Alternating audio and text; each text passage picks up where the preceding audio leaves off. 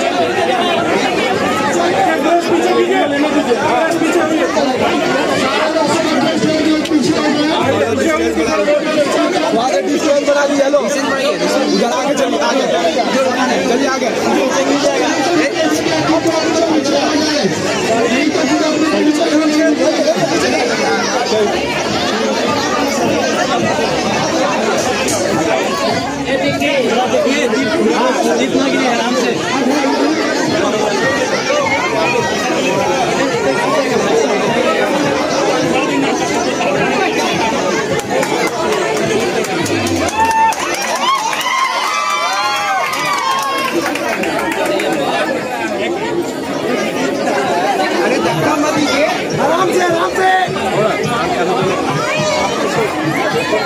ऊपर करके जगह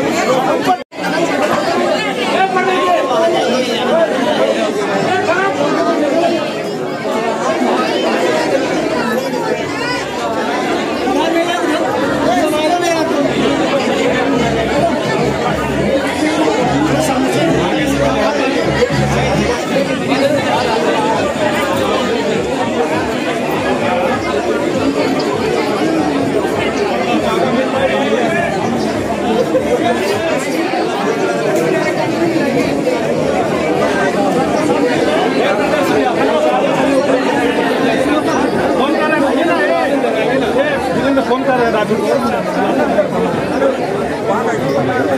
अंदर हाँ हाँ